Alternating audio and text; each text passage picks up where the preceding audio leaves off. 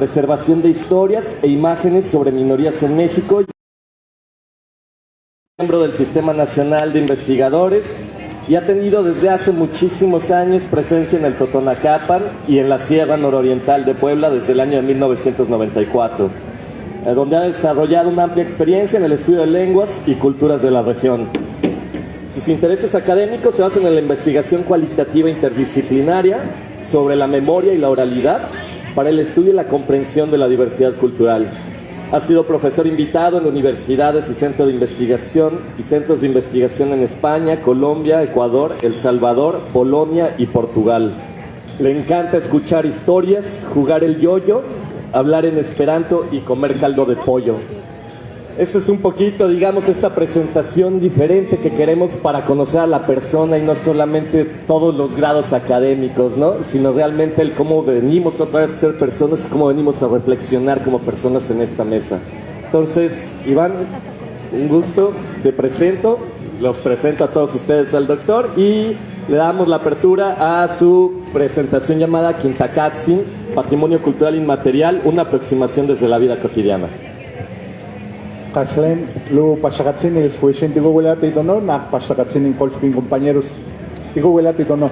Aquí que guanican Iván de Anse, aquí Macaltahuacana, Xalaclanca, Pocaltahuaca, Xalacasipigni, Benemérita Universidad Autónoma de Puebla, Universidad Intercultural del Estado de Puebla, y aquí Pashuamash, Palagata, Hueshin, digo huelate u Huelao Pascua, Xacultura. Yo soy Iván de Anse, vengo de la UAP y soy colaborador de la Universidad Intercultural, ambas en Puebla. El maestro Gabriel Zainos, que nos acompaña también desde la Sierra Nororiental, hablante de Totonaco. En la Sierra hablamos Totonaco, es un gusto, independientemente del color de nuestra piel, independientemente de nuestros orígenes, se habla el Totonaco y se comparte en Totonaco. Y por eso mi corazón está contento, mi corazón está rebosante de alegría porque hoy tenemos la fiesta de la Huasteca y es lo mismo que les compartí ahora en Totonaco. Quiero comenzar, antes de olvidarme de las personas que nos hacen posible que estemos aquí, quiero agradecer particularmente al arquitecto Genaro Tecuangüey y a todo el equipo de la Secretaría de Cultura del Estado de Puebla que desde hace muchísimo tiempo han hecho posible que participemos en el evento de la Huasteca, en los demás eventos que hemos tenido. Estamos haciendo memoria que hace 20 años estábamos precisamente comenzando esta colaboración en Atlapesco, en aquel legendario Festival de la Huasteca. Pero quiero agradecer también a todos los organizadores de Huejutla y de las demás instituciones que nos acompañan, particularmente de la Secretaría de Cultura del Estado de Hidalgo, que han tenido un marcaje personal tan humano, un seguimiento. De verdad, muchas felicidades a todos ustedes. Háganos extensible a la Secretaría toda nuestra felicitación, y a los colegas de otros estados como el doctor Alfonso Martínez Treviño de la Universidad Autónoma de San Luis Potosí del posgrado en Derechos Humanos, que nos acompaña en representación igual de la comitiva de su estado. El día de hoy vamos a compartir un poco acerca de lo que es el patrimonio cultural inmaterial desde algunas experiencias que rebasan las experiencias tradicionales del patrimonio inmaterial. Vamos a comenzar por compartir un poco de esta experiencia. Lo primero que me viene a la mente cuando yo pienso en patrimonio inmaterial es un juego que nos contaba mi abuela y que decía más o menos así: ahí viene callejas por calles y callejones, matando a las niñas y viejas para hacer chicharrones. Y entonces eso es lo que me viene pensando en el patrimonio, un juego donde poníamos los pies y cantábamos eso: ahí viene callejas por calles y callejones, y después chicharrón, tocaba y teníamos que salir corriendo, y al que tocábamos tenía que perseguirnos y corretearnos. Y yo jamás imaginé que este juego de pequeños, que era igual al de Zapatito Blanco, Zapatito Azul, o Pedro Picapiedra fue al fútbol, o todos los que ustedes quieran, tenía algo de trascendencia. ¿Cómo el patrimonio trasciende a la vida cotidiana? Hasta que con el paso del tiempo, ¿no? Alfonso y yo, que somos como de la misma generación, nos hicimos antropólogos, nos interesó esto y empezamos a buscar los orígenes de esas cosas que eran parte de nuestra vida cotidiana. Y resulta que mi abuela, que por cierto yo fui el último nieto de la última hija de la última familia, por lo que mi abuela ya era muy vieja, yo la conocí muy poco de esa parte de la familia. Mi abuela materna nació en Guanajuato a finales del siglo XX. Cuando ella nació nunca había visto un carro y nunca había visto un avión, y cuando ella murió pudo ver el hombre llegar a la luna. Entonces era una experiencia para nosotros muy rica poder escuchar a la abuela. Y resulta que a ella, su abuela le platicó lo que su mamá le enseñó, lo que le enseñó a mi mamá, lo que mi mamá me enseñó a mí. Y es que en su natal Guanajuato, en el siglo XIX, hubo una gesta heroica que le dio nacimiento a nuestra nación y que se basaba en preservar la memoria de lo que ellos habían perdido. Y ellos, como libertadores, como rebeldes, ¿no?, como insurgentes, estaban constantemente en lucha para lograr esa independencia y tuvieron que juntarse, como se acostumbraba en esas revoluciones civiles, y atrincherarse en la lóndiga de Granaditas, como dice la historia. Y resulta que fue el general Callejas, que era un general realista, que empezó a recorrer las calles de Guanajuato y empezó a pedir a las personas que denunciaran a quienes eran los que estaban ahí encerrados y a las familias para que salieran y abrieran.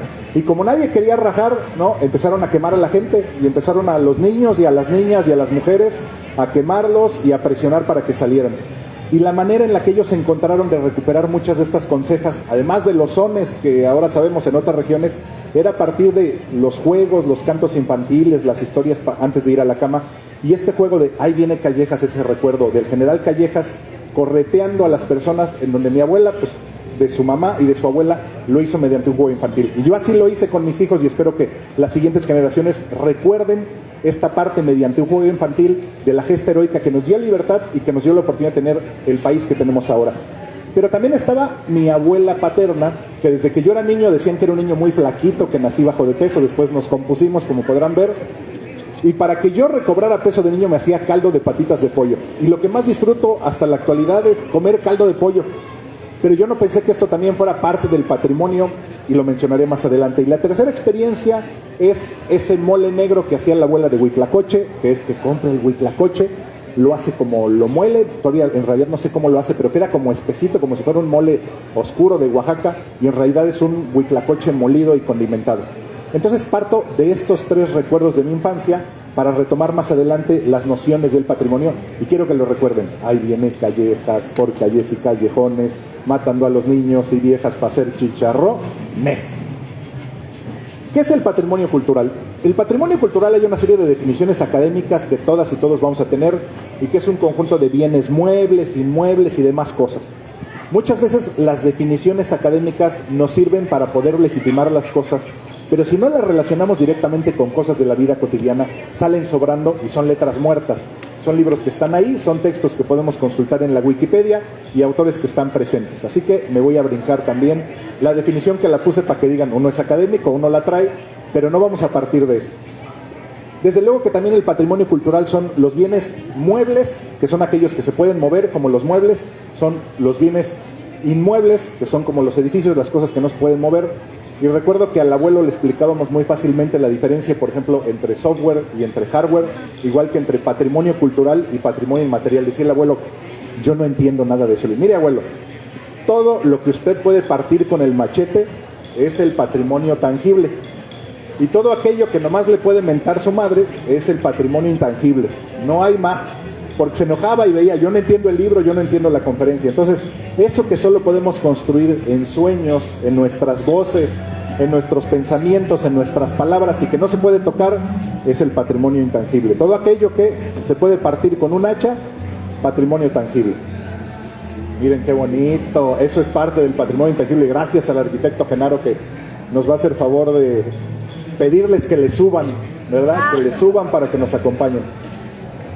Bueno, pues, ¿para qué sirve el patrimonio cultural? El patrimonio cultural sirve para, desde luego, contribuir a la historia, pero sobre todo para darnos identidad, para identificarnos y para permitirnos saber que pertenecemos a un lugar, y que ese lugar del que pertenecemos tiene una historia y tiene muchísimos elementos que les dan sentido a nuestras vidas. Esas historias filosóficas de ¿para dónde vamos? ¿Quiénes somos? ¿De dónde venimos?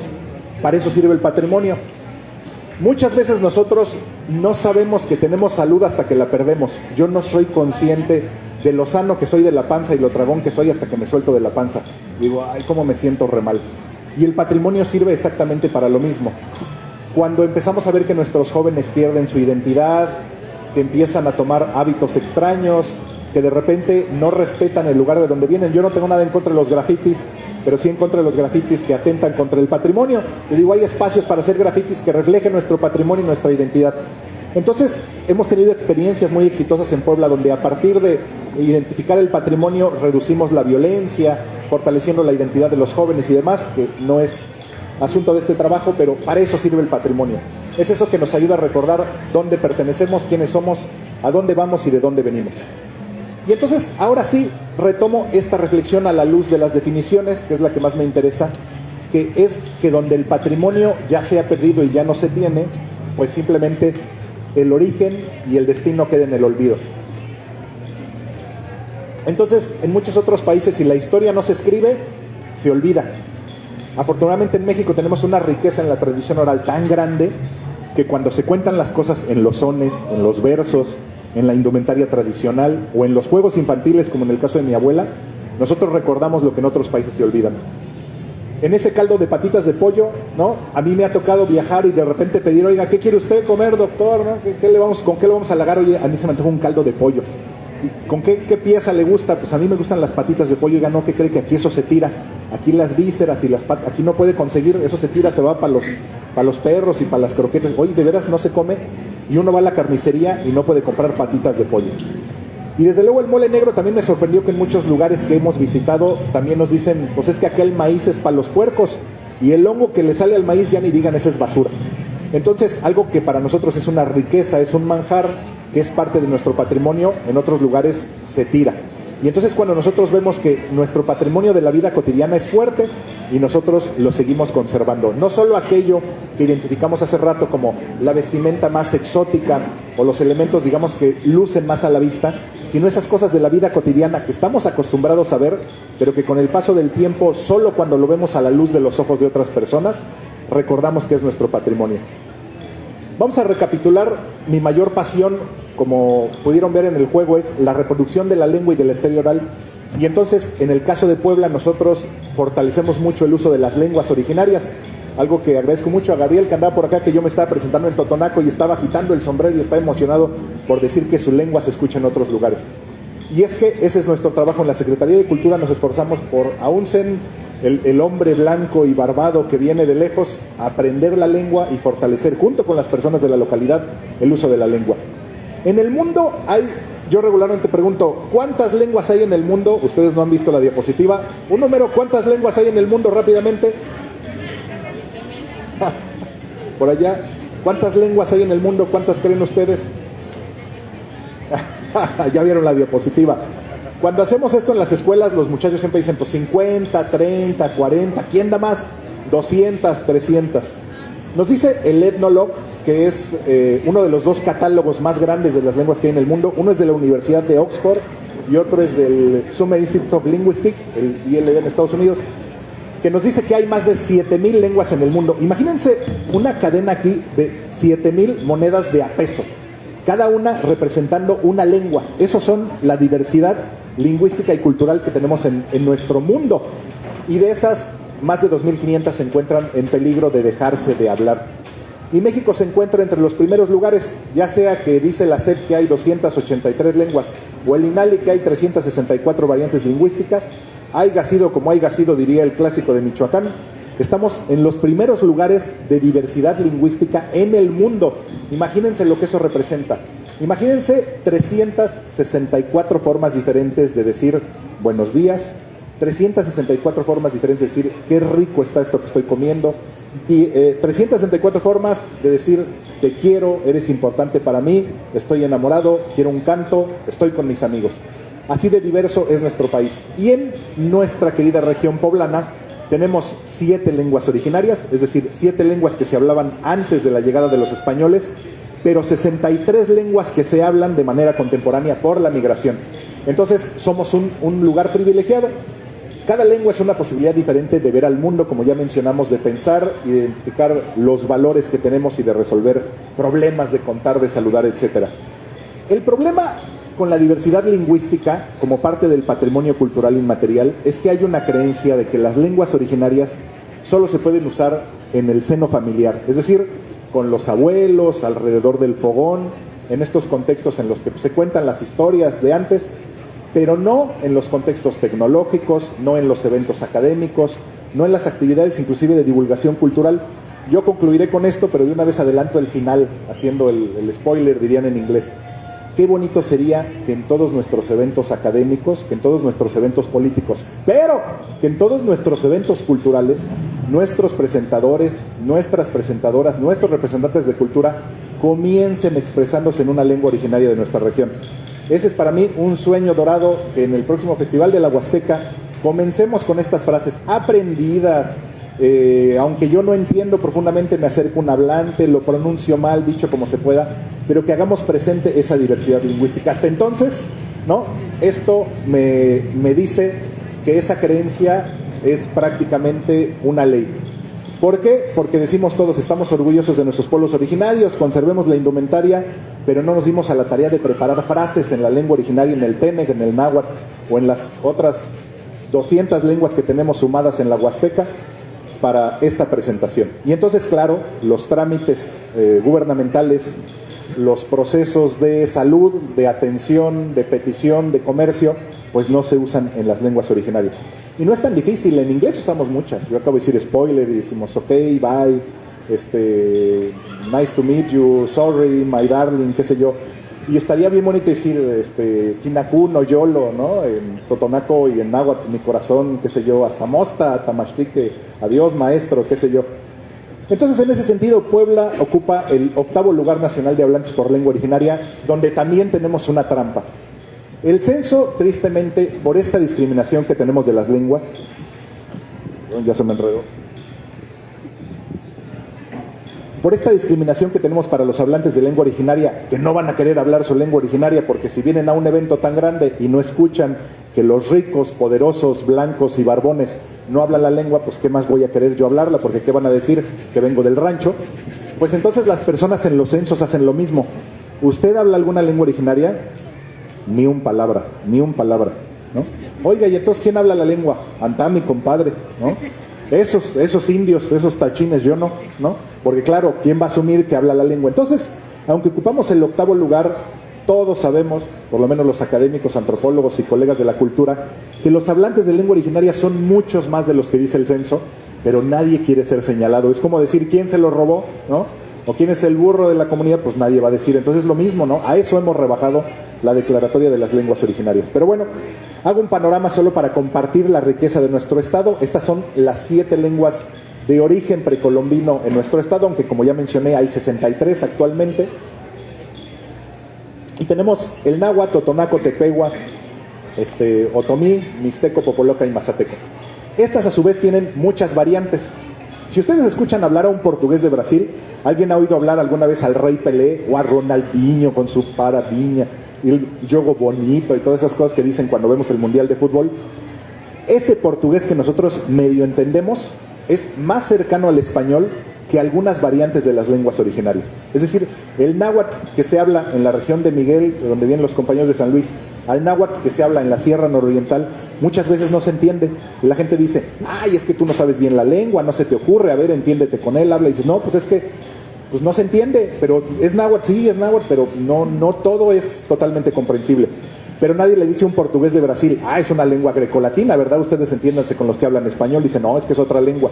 Entonces nos hace falta ese reconocimiento a las variantes lingüísticas como lenguas particulares. En el caso del totonaco, que es la lengua que yo aprendí, las variantes son tan alejadas como el español y el portugués. Entonces es muy complicado cuando se tratan de hacer materiales, cuentos, cantos, porque juzgamos siempre al que lo habla y dice, ese no lo habla bien porque no lo dijo como yo lo digo. Y particularmente el totonaco es una lengua que tiene particularidades que voy a compartir más adelante. ¿Qué pasa entonces con el patrimonio cultural inmaterial, desde los cantos de mi abuela y el caldo de patitas de pollo hasta las políticas públicas?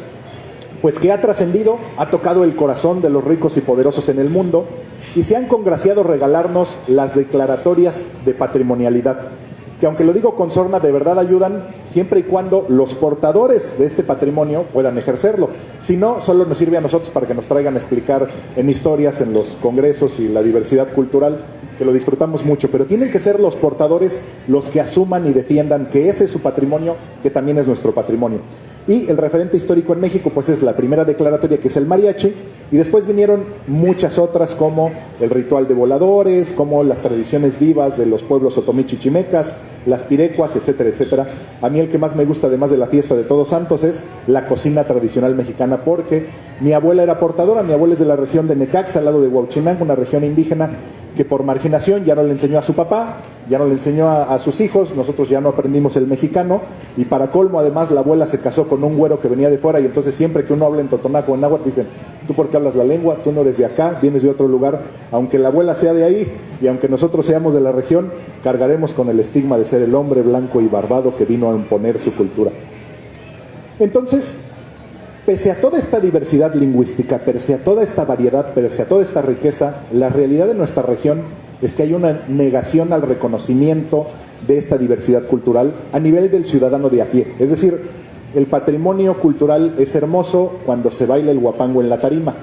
Cuando vienen las personas de las localidades a hacer sus trámites ya no nos parece tan hermoso, porque nos obliga como funcionarios públicos a generar políticas públicas que los atiendan en sus lenguas originarias.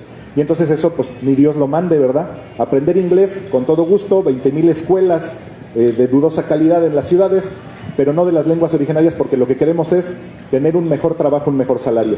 En la sierra ha sido muy curioso, en nuestras sierras, porque ahora que hay universidades interculturales y que hay plazas de CONAFE y que hay plazas de educación bilingüe en donde ya es requisito hablar la lengua, no como antes que decían: pues dale la plaza a quien sea. Ya dicen: oye, tú aprende la lengua, dile a tu papá porque ahí está la chamba. Dicen: pues es que yo no la sé hablar, yo no puedo. Pues ni modo, la chamba se irá a alguien que más la sepa hablar. Entonces ahora sí estamos viendo que hablar una lengua originaria también es una fuente de trabajo en las regiones de origen, en donde tenemos, por ejemplo, en la Universidad Intercultural del Estado de Puebla. Empezamos hace 18 años, donde nos tocó fundarla con 300 estudiantes, y hoy tenemos 1,200.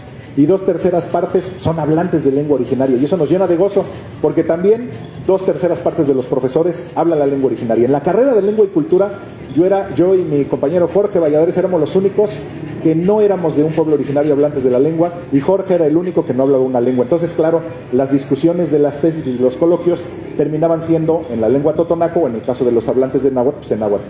Y esa riqueza es un avance que nosotros disfrutamos, porque ya no es la queja de antes de: no se usa la lengua y entonces la academia ya no tiene esta oportunidad de, sino que ahora existen textos, publicaciones, experiencias radiofónicas, podcasts, la Wikipedia en náhuatl, etcétera, etcétera. Queremos hacerlo en nuestra variante. Bueno, pues ahí está el reto, pero ya hay la oportunidad y el posicionamiento desde los pueblos originarios, no de nosotros. Yo acompaño procesos allá, pero son los hablantes, hay doctores y académicos hablantes de las lenguas originarias que ahora se han posicionado en eso.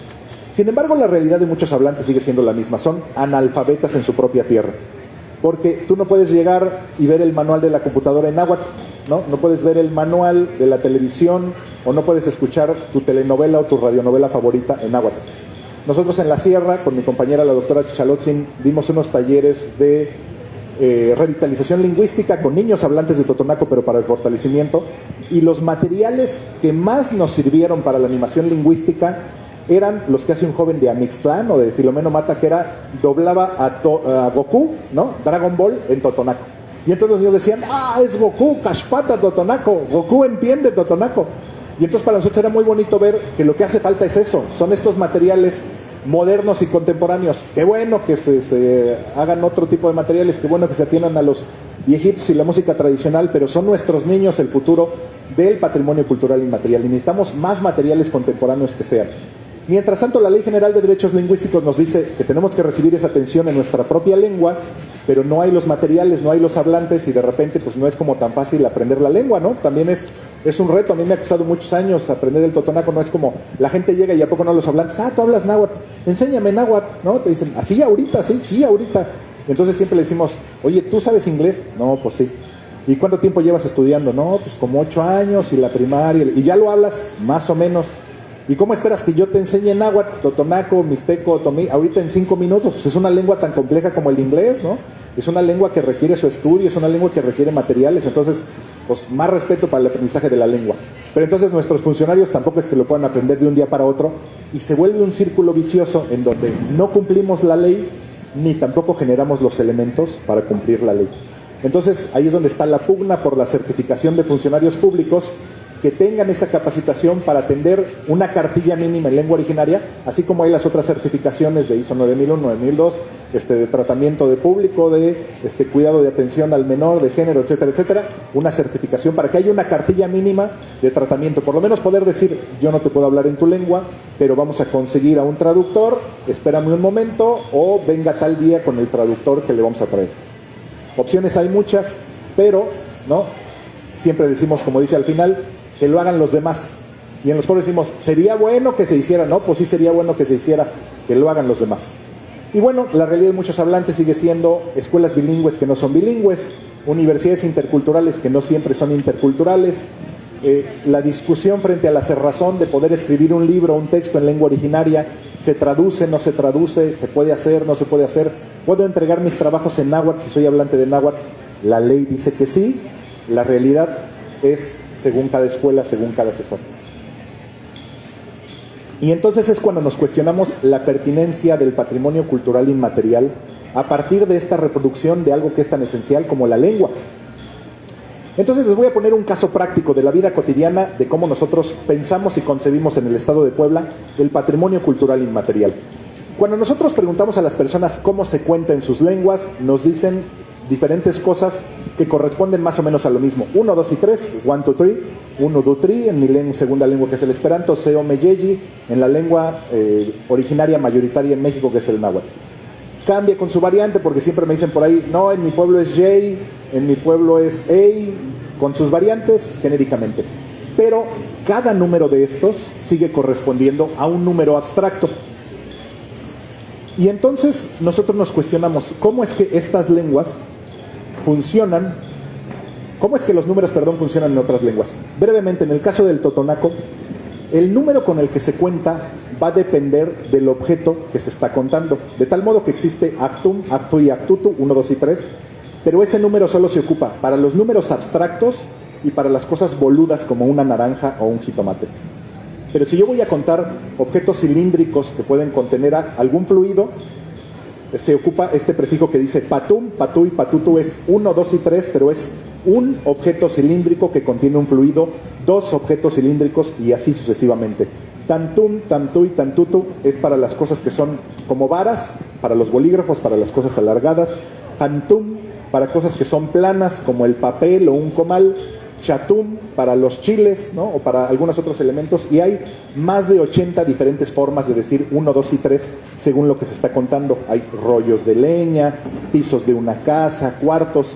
Ahora no hay hablantes de totonaco, pero este ejercicio con hablantes es muy bonito porque yo pregunto en totonaco cómo se dice Lala Huancansha totonaco, y entonces me dicen 1, 2, 3, y entonces yo pregunto si puedo contar así con la botella, e inmediatamente la gente corrige y dice no, eso no es correcto. Entonces hay que saber 80 diferentes formas diferentes para contar las cosas que están a nuestro alrededor. Y eso adquirido de manera inconsciente. Y adicionalmente en un sistema vigesimal, no en un sistema decimal, porque en muchas lenguas originarias, igual que en el totonaco, la base es el sistema vigesimal. Y entonces, en estas particularidades que son tan complejas, decimos, bueno, ¿y esto para qué sirve? ¿No? ¿Cómo se puede ocupar? Entonces, la gente regularmente, los profesores bilingües dicen, pues eso sirve para confundir a los niños, es por la variante, no tiene ninguna utilidad. Vamos a quitárselos y vamos a dejar que cuenten sencillamente tum, tu y tutu, como en náhuatl, como en inglés o como en español. Pero nosotros empezamos a identificar que estas clasificadores numerales contienen una variable implícita, una incógnita, de tal modo que cuando alguien llega a una tienda y pide Kimashki Patum, dame uno, en realidad está pidiendo, dame un objeto cilíndrico que contiene un fluido. La gente ya sabe que es una cerveza o un refresco, entonces le pregunta, ¿shasaxi o shashun? ¿Dulce o amargo? ¿No? Y entonces, claro, la gente solo tiene que decir, Kimashki Patum. Nosotros tenemos que decir, dame una cerveza, o dame un refresco, o dame una botella. Ellos solo dicen, dame uno. Patum significa uno. Cuando la gente que digamos no está alfabetizada o no entiende de lingüística, que pues, el ciudadano de a pie no tiene por qué hacerlo, le preguntas ¿qué significa patum? Eso significa uno, pero ellos saben que contienen todos estos elementos. Entonces lo que nosotros hicimos fue ir con jóvenes de bachillerato que tenían problemas para aprender el álgebra lineal y sustituimos estos clasificadores numerales por las variables al desarrollar despejes en álgebra lineal. Y la sorpresa es que son mucho más eficientes los jóvenes y las jóvenes que han sido alfabetizados en su propia lengua al resolver ejercicios matemáticos si ocupan su lengua materna. ¿Cuál es el problema que no se alfabetizan en su propia lengua. Y que cuando entran a la primaria los enseñan a contar en español, les enseñan el sistema decimal y les obligan a contar y a referirse en una lengua y en una lógica, en un universo epistemológico, diríamos los académicos, que les es ajeno. Entonces es como si yo fuera a la escuela y de repente me enseñaran en alemán. El inglés por lo menos lo sé porque vi las películas de Spider-Man, ¿no? Y entonces puedo decir hombre araña en inglés. Pero si me enseñaran de repente, yo fuera ahorita a la escuela o en la primaria en alemán, no entendería absolutamente nada. Ni a construir palabras, ni a contar, y eso es lo que le pasa a nuestros hablantes de las lenguas originarias. Entonces tenemos una riqueza tremenda que explica por qué hacían esas pirámides tan maravillosas en la Huasteca o en el Totonacapan o en la costa del Golfo, por qué eran tan buenos astrónomos, por qué podían predecir un eclipse y hoy día están reducidos a las poblaciones campesinas, a los cuentos tradicionales, al folclore, dejando de lado toda esa riqueza, pues porque efectivamente si no puedes aprender en una lengua en la que tú eres eficiente, si yo tuviera que hablar en inglés o en alemán, pues no podría expresarme como me estoy expresando ahora. Lo haría muy difícilmente y tendría que tener un guión y no podría expresar las cosas más profundas. Entonces, nosotros nos preguntamos, bueno, encontramos que sí tiene una eficiencia, ya no damos por sentado que solo se ocupa para el folclore. Entonces, si el totonaco es más eficiente que el español para el álgebra lineal, ¿se podría aplicar en algo más? Y nosotros pensamos en Xalalalican. Xalalalican quiere decir fierro que piensa. Un neologismo que más bien lo hicimos como de burla, ¿no? Como en otras lenguas eso nos pasa mucho, por ejemplo, en el náhuatl también, en lugar de decir avión, pues decimos tepostotoc, ¿no? El pájaro de fierro, y a lo mejor podríamos decir avión, esa es decisión de los hablantes, pero en totonaco nos da mucha curiosidad con los hablantes que ellos dicen, pues es que hay cosas que no se traducen, ¿no? Y entonces ellos dicen, en los talleres que tuvimos para el siguiente ejercicio que les voy a compartir, dicen, Lalahuancán, Windows Chatotonaco, ¿cómo se dice Windows en totonaco? ¿Cómo se dice software? ¿Cómo se dice hardware? Pues igual que en español, si yo les dijera, alcen la mano quien hable español, yo les diría, ¿cómo se dice software en español? Pues no hay, ¿no? Se dice software. Entonces dicen, ¿por qué tenemos que inventar palabras para todo en totonaco? Entonces decidimos ocupar palabras como pues, celular, ¿no? Pues celular sirve como celular, tiene la partícula del totonaco, pero es un calco semántico. Y entonces ellos dicen fierro que piensa, ¿no? Para decir metal inteligente. Pero el proyecto se basó más bien en lo que podemos hacer en concreto. Y es que nosotros dijimos, si el totonaco sirve como patrimonio cultural inmaterial para la tecnología, vamos a aplicarlo a herramientas tecnológicas. Y entonces hicimos con un grupo de hablantes el TotoOffice, que es la localización de LibreOffice, es un Word, Excel y PowerPoint de software abierto y libre, al totonaco. Y entonces cambiamos cada una de las 2000 y tantas etiquetas que se pueden ver arriba. En lugar de archivo, mirar, editar, pusimos Pumaquín, Axlahuay, Oxilá, ¿no? Pues mirar, Manui, y así sucesivamente con cada una de las partes. De tal modo que cuando empezamos a verlo, era inclusive más fácil traducir del inglés al totonaco sin pasar por el español, porque el español, hacer una lengua no tan aglutinante como el náhuatl o el totonaco, era muy complicado. Entonces, por ejemplo, en el Excel, al usar el español, teníamos que escribir insertar antes de la tabla, insertar en medio de la tabla, insertar después de la tabla. El totonaco, al ser aglutinante y tener estas partículas que les mencioné antes, se cambia solo el prefijo y se dice lacpanu, tacpanu, nacpanu. Y eso significa insertar antes, en medio o después. Así de sencillo, así de concreto. Claro, esto así de sencillo, así de concreto nos llevó casi 3 años y medio de discusiones, de variantes, de aprender la lengua, ¿no? En el caso de los que no somos hablantes maternos, porque claro, yo la hablo de manera cotidiana, puedo pedir agua y comida, pero algo más abstracto me cuesta trabajo porque no es mi lengua materna. Entonces, logramos el ejercicio para que al final, cuando logramos hacer este trabajo y lo subimos en la nube, imagínense cuántas personas descargaron el software Hablantes de Totonaco para instalarlo en sus computadoras en ese entonces. Alguien dígame un número. ¿Cuántas personas pensarían, no? Vamos a hacer un Office en náhuatl, vamos a hacerlo en Tene. ¿Cuánta gente llegaría? 3,000. ¿Uno más? 70. Nosotros tuvimos 0 descargas. Nadie lo descargó porque decía, no, bueno, es que sí lo entiendo, pero pues ya lo sé en español, entonces es mucho más fácil. Y entonces decían, ¿y para qué hicieron eso? Nosotros hicimos este ejercicio solo para una cosa, que es la siguiente: que en cierta universidad intercultural, que no diré el nombre ni diré el estado, no dejaban a los estudiantes hacer su tesis en la lengua originaria, aunque eran de lengua y cultura. Y entonces dice, oye, ¿por qué no pueden hacer la tesis? No, porque pues sí, la lengua está hecha para, pues sí, el folclore, para los abuelitos, sí hay que fortalecerla. Pero ¿cómo van a usar la lengua para hacer desarrollo sustentable o tecnología o cuanto? Eso no se puede, es muy complicado, no hay quien. Entonces pedí a 3 licenciados titulados totonacos, hablantes maternos que tuvieran una licenciatura para que evaluaran estos 3 trabajos, de los cuales solo uno se hizo íntegramente en totonaco, que fue el de Miguel González Vega, y que hizo la primera tesis escrita, dirigida y presentada en totonaco. Pero fuimos tan puristas, ¿no?, que dijimos, la nota de prensa tiene que estar en totonaco, el discurso tiene que estar en totonaco, el examen lo preparé, pues era el director de tesis en totonaco, que nadie lo publicó porque cuando lo difundimos en totonaco, pues ni los periodistas, ni las personas de la universidad, ni los encargados de la Gaceta, pues entendían lo que estaba y nunca se difundió. Entonces, cada que hay una nota de el primer estudiante que hace su tesis en Náhuatl, Tentene, Gotomí, Pame, Quiligua, Paipai, Cochimí, me manda la nota Miguel y me dice, mira, ¿no?, ¿cómo lo difunde? Le digo, pues es que tú no quisiste que lo hiciéramos en español, y yo tampoco. Y entonces nos dio mucho orgullo que esto es para los totonacos, totalmente totonaco. Y entonces ahí viene esta discusión de se publica solo en la lengua originaria, se publica bilingüe, porque cuando se publica bilingüe, lo inmediatamente que hace uno es leerlo en español, no en la lengua originaria. Y entonces tenemos esta paradoja de los niños no leen en la lengua originaria porque no hay materiales, pero no hay materiales porque nadie lee en la lengua originaria.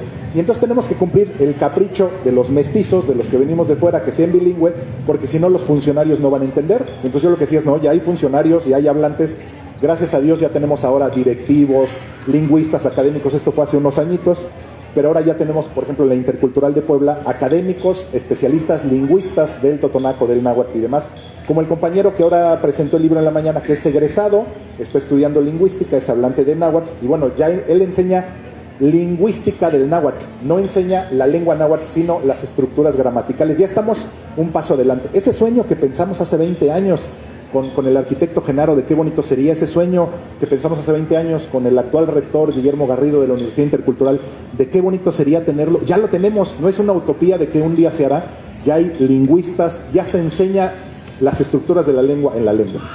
Entonces, bueno, ese trabajo de 3 años y medio que sirvió para eso. Seguido nos preguntan, ¿y eso valió la pena? Pues mira, nos costó políticamente muchas cosas, muchos señalamientos, pero Miguel lo pudo hacer, entonces valió la pena, porque entonces Miguel motiva a otras personas a hacerlo y nosotros queremos motivar a otros hablantes para que lo hagan. Y como decía la serie de Batman cuando yo era chamaco, y mientras tanto en el Salón de la Justicia, ¿no?, y mientras tanto en la realidad, seguimos teniendo en nuestras escuelas cuentos editados a mano, en lugar de aplicaciones tecnológicas, negación de la diversidad lingüística, estandarización de las lenguas. Decimos, hay que estandarizar la lengua, que lo escriban como quieran y solito se irá estandarizando como el español. No, es que usó la KG, o en el náhuatl usó la C en lugar de la K y no la W y la H. Y al final nos peleamos. Hay muchos más libros de cómo escribir la lengua que libros escritos en lengua, y eso no puede continuar. Y este es el caso que tenemos en el Totonacapan. Después de esa diversidad que tenemos sobre los clasificadores numerales, los profesores bilingües han optado por quitárselos y decir tum, tu y tutu, se acabó la diversidad, se acabaron los clasificadores, eso solo confunde a los niños. Y entonces perdemos esa riqueza numérica, y los ejercicios que hacemos ahora con niños de primaria, ya nos pasa que hay niños que nos dicen tum, tu y tutu, tatu. Aunque recuerdan cuando les enseñamos los clasificadores, ah, sí, así cuenta mi abuelito, así cuenta mi abuelita, así cuenta mi papá. Entonces, esa realidad que ya mencionamos, nosotros queremos compartir hoy en día que el patrimonio cultural intangible no solo son los cuentos, no solo es el guapango, no solo es la indumentaria, no solo es la parte bonita. El patrimonio cultural intangible también es la tecnología en lenguas originarias, la filosofía en lenguas originarias, la etnociencia, la retórica, la semiótica, la estética, la humorística, todo lo que implican las diferentes disciplinas que nosotros conocemos en otras lenguas, eso también es el patrimonio cultural intangible de los pueblos originarios. Y entonces, ¿qué podemos hacer en concreto? Nosotros en la región hicimos el Congreso Internacional de Investigaciones sobre el Mundo Totonaco. El cartel también está en totonaco, pero si lo pongo en totonaco no lo van a poder leer. Esta es una plática de divulgación, pero en la región está en la lengua. Entonces dijimos, vamos a juntar a todas las personas que tengan algo que decir sobre lo totonaco y vamos a hacer un congreso internacional. Y empezó a llegar gente que trabajaba lo totonaco de la Universidad de Aberdeen en Escocia, de la Escuela de Altos Estudios de París. Hay un colega muy querido que es un ruso lingüista que viene de la Universidad de Moscú y que ahora está, curiosamente, contratado de tiempo completo por la Universidad Veracruzana. y hay un colectivo de colegas que vamos fortaleciendo el totonaco a nivel de otras lenguas. Como hemos visto, el Congreso de Otopames tiene 25 años de hacerse, la Mesa de Arqueología del Tajín tiene 50 años, una cosa así.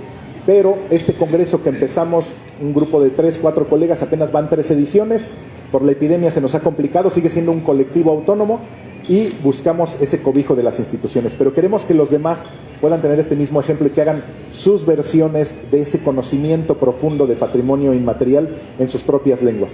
Y entonces queremos hacer, para terminar, las 5 recomendaciones para que usted pueda contribuir a la preservación del patrimonio cultural en la Huasteca y se lo pueda llevar a casa si usted no es lingüista, antropólogo, especialista o demás.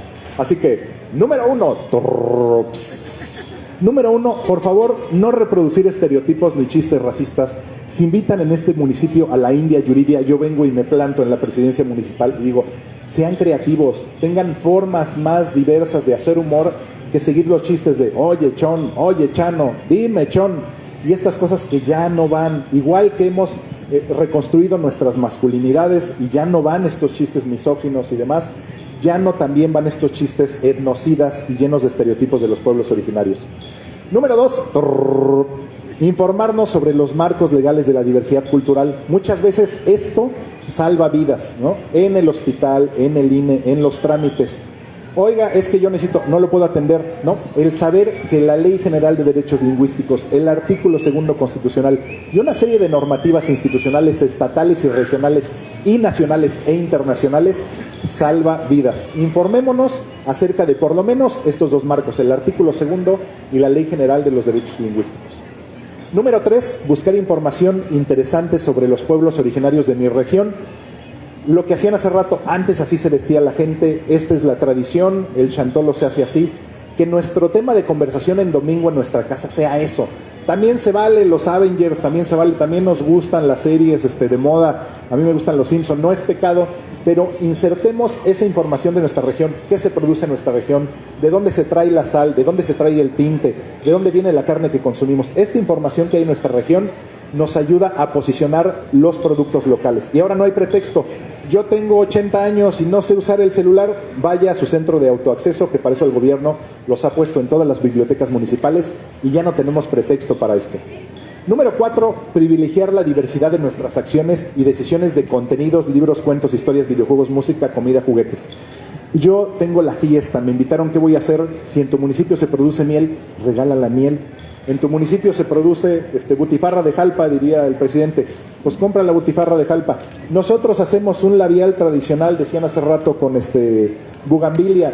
Hazlo y regálalo y explica que eso es lo que se hace en tu región. No tenemos que traer la indumentaria carísima de Chanel o no sé qué que se están plagiando, ¿no? Existe el programa del FONART. En Puebla tenemos una tienda muy céntrica donde se venden las piezas de arte llamadas artesanías de nuestros artistas a precios dignos y decorosos para todos los bolsillos y para todas las calidades.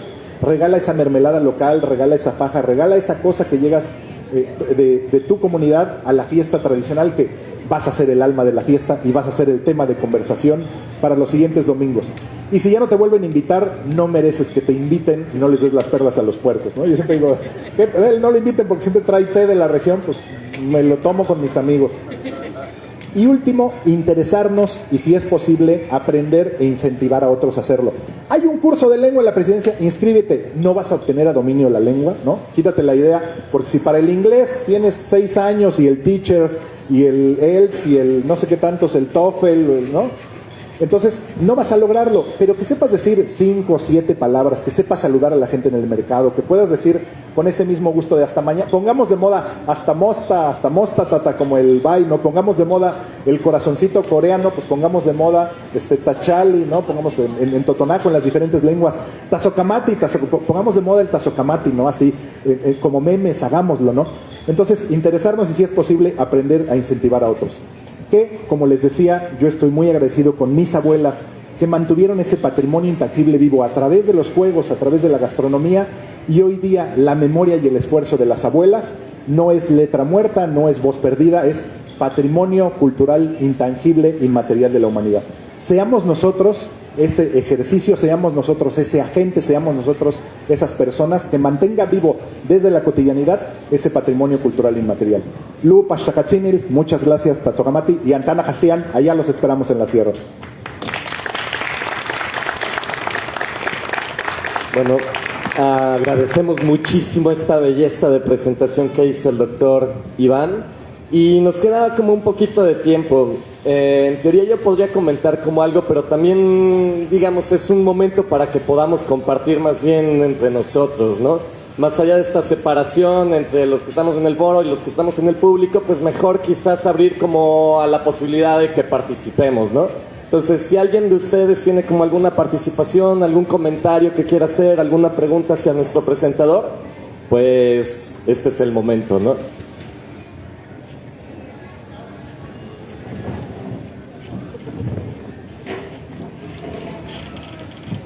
Mira, si quieres aquí yo se los voy a ir acercando, tú si quieres, no te preocupes. Pashtakatsin, Milak Neyolpaque Noche Motequillotzi, Miekla Saucamati. Y bueno, yo la verdad estoy encantada. Me encanta que no romanticemos todos estos procesos que tienen que ver con las comunidades. Y me encanta también que no solamente se estandarice estos procesos culturales o dentro de... Yo creo que es importante que pongamos limón en la herida y que también hablemos de estos procesos que son muy violentos también cuando llegamos a ciertas comunidades, ¿no?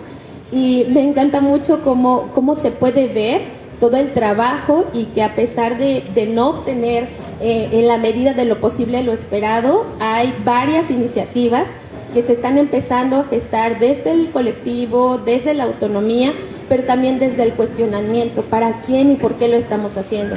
Sobre todo me parece interesante que también pongamos nombre. Creo que nombrar es esencial para poder tener la esencia no solamente de lo que existe, sino también de lo que de repente anulamos, ¿no? Y bueno, no sé, estoy muy encantada como con esto tan lúdico que lo hiciste, ¿no?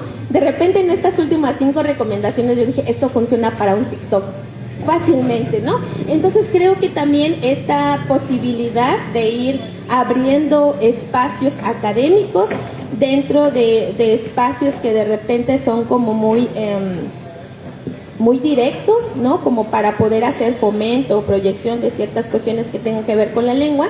Y bueno, yo solamente me quedo como con una reflexión. Creo que es interesante que tengamos la posibilidad de nombrar al otro a partir de un saludo, ¿no? Y que por ejemplo, aprendamos a decir hola o despedirnos en alguna lengua es esencial por el reconocimiento de la otredad, de saber que también estamos coexistiendo en los mismos territorios. Y ya lo último solo sería que también quiero lanzar una invitación a que podamos escuchar, reconocer y nombrar también la etimología desde donde se están partiendo. Es decir, no son a lo mejor otomí, son ñoño, ¿no? O ñaño. No es la lengua mexicana o no hablamos la lengua mexicana, pero hablamos macehuatlactol, ¿no? O conocer como estos colores que dan vida a la panorámica. Y pues eso, yo te agradezco mucho, estoy encantada y ya. Gracias. Yo quiero agradecerte a ti por, desde la presentación que hicieron ustedes, presentarte en náhuatl y venir con tu indumentaria y tus tatuajes orgullosos de ser una náhuatl moderna, contemporánea, igual que los que traen su indumentaria tradicional. Todos caben y todas caben. Así que, no, Tazocamati, a ti. Buenas tardes, a ver si no me linchan. Yo sé cada vez que hablo de esto que me expongo abiertamente. Yo digo otomí. Y lo digo a conciencia. Sé lo que estoy diciendo. Sé que no es un insulto de raíz, de origen. Siempre pongo el ejemplo de jarocho. La palabra jarocho en el siglo XIX era despectiva. Hablaba de los arreadores de ganados con una jara. De ahí proviene el nombre, jarocho. En fin, otomí. Luego, ñañú, ñujú, ñañó.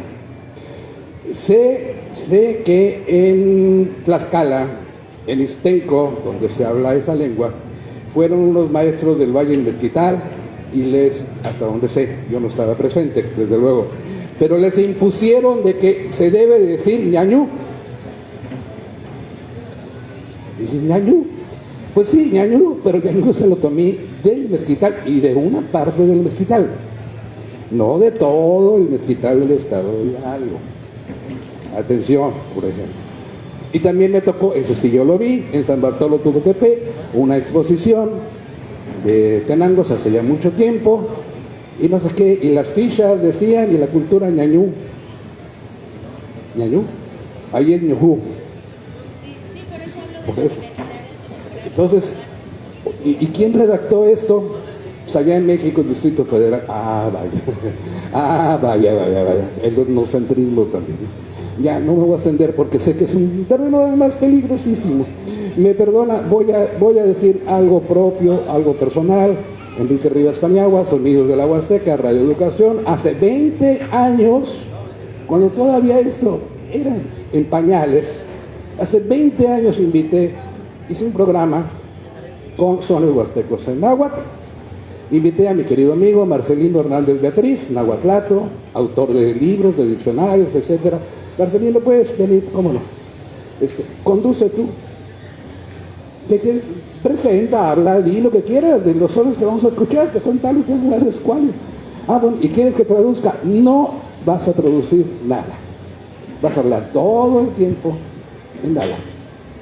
Las únicas palabras que se escucharon en castellano fueron Marcelino Hernández Beatriz, muchas gracias, esto fue Sonidos de la Huasteca, fulanito, sutanito, perenarito, Radio Educación, hasta luego. Nada más. O sea, cositas así. Es que a lo mejor no entienden. Simplemente con oír la lengua, la dulzura de la lengua indígena, me niego, me resisto, otra linchada a la palabra originario, que se ha vuelto una ideología y se ha vuelto todo un rollo así. En fin, de la lengua indígena, la dulzura de la lengua indígena, aunque no se entienda total y absolutamente, pero se percibe, se siente un algo, se siente un adentro que se hace exterior, de dulzura, de pensamiento, de ideas, de algo más. Yo insistiría pues en eso, y como última contribución a las experiencias en la conducción de los programas del Festival de la Huasteca, nunca olvidaré aquella vez en Jalpan de Serra, Querétaro. En la tarde estaba Román Güemes, nuestro querido, recordado y gran amigo Román Güemes, platicando, entrevistando a unos músicos en náhuatl, creo que eran de aquí de Hidalgo, y estaban cantando ahí El Llorar, mi favorito además. Y hablé, oigan, ustedes van a estar aquí en la noche, ¿verdad? Sí, están, bueno. Y ya en la noche, ¿verdad? Ya seguían ellos, El Llorar, ¿verdad? Dice, sí, pero vamos a cantar en español. ¿Por qué? Es que no nos van a entender. ¿Tú sabes Ludi, no? Sí, Ludi es estilo. No se iba a extender. Me puse así, ¿qué cosa?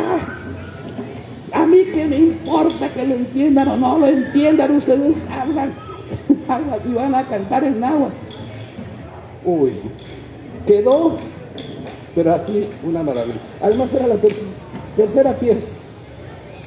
Terminó la tercera pieza y subimos, y yo estaba llorando, literalmente llorando por eso, porque además les quedó de un sentimiento maravilloso. A lo mejor me puse muy impositivo, pero había que tomar una determinación de decir, no, por favor, porque eso es lo que estamos buscando, eso es lo que queremos saber. Para eso existen también esto, para eso existen los festivales de la Huasteca, precisamente para dar a conocer credibilidad. Discúlpeme, le di una... Al contrario, maestro, muchas gracias. Y aprovechando que usted tiene tanto micrófono y tanta oportunidad en la radio, ayúdenos a seguir con esa iniciativa que tuvo. Que en el siguiente festival se escuche más la lengua originaria, que en los siguientes se sigan escuchando. En una diapositiva mencionábamos esto de la estandarización de las lenguas. Creo que es mucho más ofensivo decirle a alguien otomí que decirle ñajú en lugar de ñujú. Hagamos el esfuerzo nosotros también como mestizos, si son ñujú o ñañú, aprender a decir ñañú es sumamente difícil. Pero es más difícil aprender a ir a la escuela en una lengua que es totalmente ajena y hablar en esa lengua toda la vida. Entonces, si la gente se ofende, esforcémonos en decir ñañú, en decir ñujú, y en decir Macehualtáctol o Macehualio, Tamelahuilis o como la gente lo diga, que para eso estamos acá. Así que muchas gracias por ese esfuerzo y continuemos redoblando. Me acerco un poquito. Si fuera en lengua técnica sería Talahuatal, un saludo, Talahuatal. Pero me acaban de decir hace poquito en una comunidad aquí cerca, dice Antiguat. Le digo, ¿y por qué Antiguat? Bueno, es que algunos maestros dicen que esa es la parte, porque la otra es como hablaban los viejitos, dije. Entonces, pero es lo mismo, sí.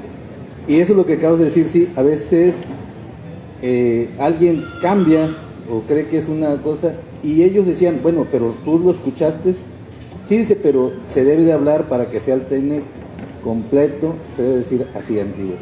Dice, híjole, alguien está regionalizando o queriendo poner cuando los abuelos todavía dicen Talahuatal. Cosa bien curiosa, y dice el maestro, a ver si no me linchan. Cuando hablamos de las 68 lenguas, por fortuna me tocó ir a trabajar al sur, hacer un inventario del patrimonio cultural y material, pero en específico sobre los elementos que ya están en el sistema de información cultural. Y me tocó ir a las asambleas en 3 municipios, la fortuna de ir. Y casi me linchan cuando les dije, no, es que aquí está registrado su lengua, el texistepequeño, y acá ustedes en Sayula tienen el sayulteco, y acá en Oluta tienen el oluteco. Me linchan casi.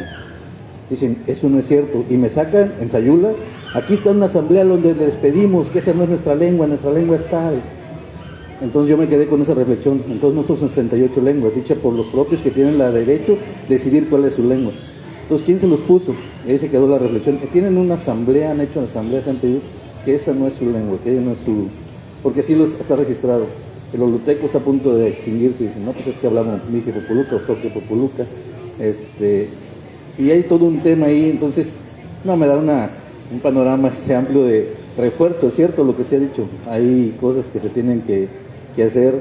Hay muchos esfuerzos en el tema. Regionalizar lenguas, poner o decidir por otros en su propia lengua, o sea, cómo se dice y qué se hace desde afuera, y cuando ya llegamos allá, pues tú le podrás poner en la parte académica, pero acá adentro debe de hacer esa falta, siempre esa consulta de si ellos tienen el derecho de decidir cómo lo están nombrando, y lo vas a nombrar aunque en la parte escrita esté de otra manera, ellos lo van a seguir defendiendo y lo siguen defendiendo. Ellos dicen que no es sayulteco, que esa lengua no existe. En Texistepeque dicen que no es texistepequeño, que esa lengua no existe. Y en Oluta dicen que el oluteco no existe. Entonces son 3 lenguas menos en México. Gracias. Afortunadamente hoy día ya hay lingüistas y especialistas hablantes de las lenguas originarias. Yo lo que mencionaba, haciendo eco del maestro precisamente, es que gracias por acompañarnos otro año más, de verdad, gracias maestro por el esfuerzo que coordinan desde Radio Educación. Este ejemplo que yo ponía de la estandarización del totonaco, lo hicieron los totonacos. Entonces, haciendo eco de la compañera, dejando de idealizar, es que al interior de los pueblos originarios, de los grupos étnicos, de los indígenas, como quieran llamarles, en este caso ni siquiera tendríamos que hablar de pueblos originarios, tenemos que hablar de los totonaco, de los macehualme, de los mpeje, etcétera, etcétera. Pero bueno, este plan de estandarización lo hicieron los mismos totonacos, y el director de cierto instituto en cierto estado era totonaco, y él impuso su variante. Entonces a mí lo que me llena de gozo es que ya hay una discriminación del hablante de la lengua originaria por el hablante de la lengua originaria, y aunque eso parece malo, ya son ellos y ellas los mismos hablantes, los que están imponiendo sus propios pleitos por el derecho de la lengua. Quienes les quitaron los clasificadores numerales a los números fueron los profesores bilingües, quienes dicen que ahora se dice tutunacú, que no existe pues históricamente y gramaticalmente, son ellos. Entonces yo procuro decir tutunacú cuando me lo piden, pero es decisión de ellos, porque en el español sucedió lo mismo. Cuando nosotros decidimos cambiar la B por la V y la W y la H y quitar la C cedilla que existe en el portugués, había hablantes que decían eso no es posible, y así se decidió. Entonces las políticas públicas igual siguen siendo, pero ¿qué nos toca a nosotros? A nosotros nos toca que haya las condiciones para que la gente tome esas decisiones. Es decir, la gente está dejando de hablar la lengua aquí en el pueblo. Yo digo, pues que la dejen de hablar, pues si quieren dejarla de hablar, que la dejen de hablar, eso no es mi problema, es problema de ellos. Pero ¿qué puedo hacer yo como funcionario público? Que haya las condiciones para que ellos decidan si la dejan de hablar o no. Si a mí me tienen en mi lengua materna en la presidencia, si a mí me tienen en mi lengua materna en el INE, en el centro de salud, pues de menso yo lo dejo de hablar y de enseñárselos a mis hijos. Eso es lo que nos toca a nosotros. En lugar de pelearnos por el nombre, por la centralización, inclusive con las asambleas o con los profes bilingües, que también es importante, ¿eh? No quiero demeritar el comentario. Yo también digo, la gente lo decidió que se quede así. Pero resulta que el lingüista que hizo la catalogación sí es hablante de la lengua y dice, aunque ellos digan lingüística y gramaticalmente es la misma, solo es un problema de sociolingüística, de conductas estructurales porque están peleados y no quieren que se llame igual. Entonces yo digo, lo está diciendo un hablante de la lengua que es especialista, que estudió y que viene del mismo pueblo.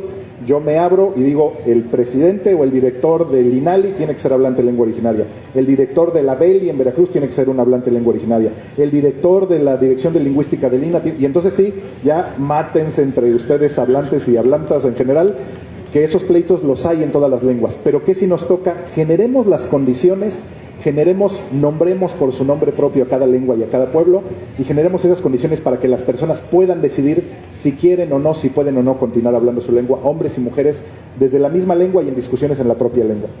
Me parece que... Yo creo que ya se acabó el tiempo, perdón. Nada más, aprovechando, quería hacer un último comentario de mi parte, dado que había sido como esta posibilidad de participar, y creo que tiene que ver con el hecho de que tu presentación nos lleva a otra dimensión de reflexionar el patrimonio, ¿no? Una reflexión donde el patrimonio es esa cuestión muy íntima que nos hace amorosamente regresar a la palabra de los abuelos, regresar a las prácticas específicas, los olores, los sabores que justamente nos han llevado hasta donde estamos hoy en día, ¿no? En ese sentido, pareciera que nos planteas otra dimensión, esa dimensión política, visible, o de cómo sacarle dinero, sino el de recordar la receta del caldo de pollo, de las patas, del pollo que te gustaba de tu abuela, o la canción que te cantaban de niño, y que a fin de cuentas ese es el patrimonio, aquello que te ha llevado a través de una serie de prácticas hasta donde estás, ¿no? En mi caso, yo recuerdo mucho el tema de San Luis Potosí, siempre fue una ciudad importante para el ferrocarril, ¿no?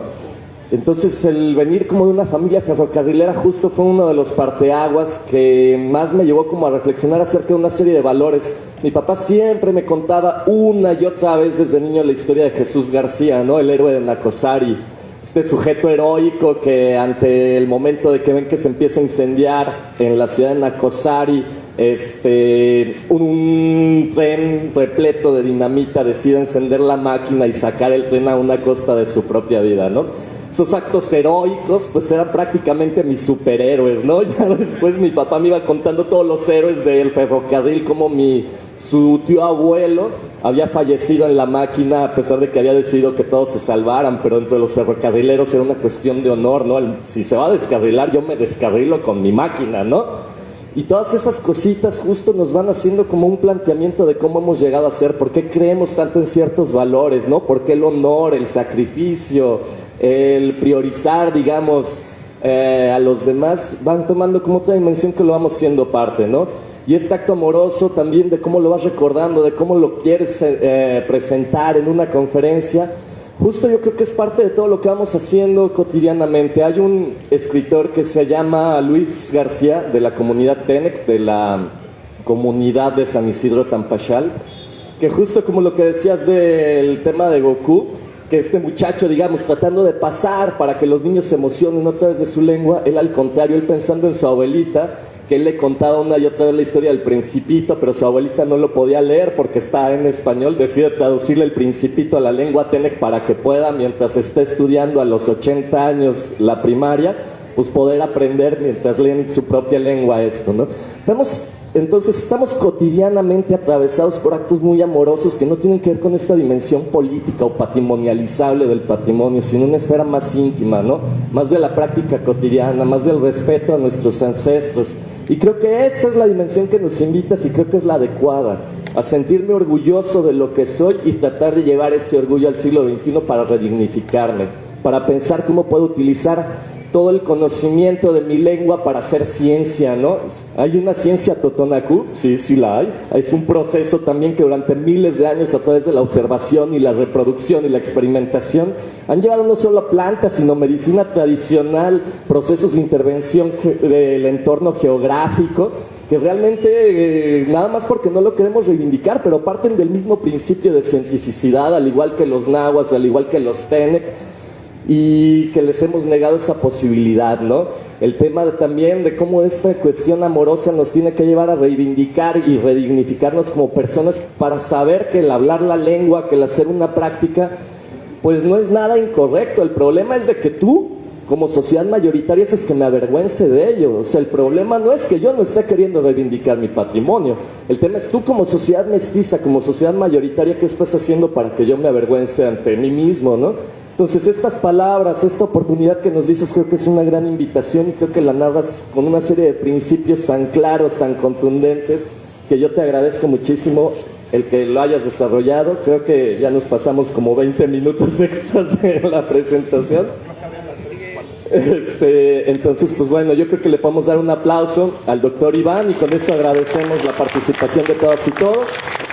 Si tienen alguna duda, pues bueno, yo creo que abajo te pueden como agarrar ya en cortito y seguir platicando, ¿no? Muchas gracias a todos. Gracias.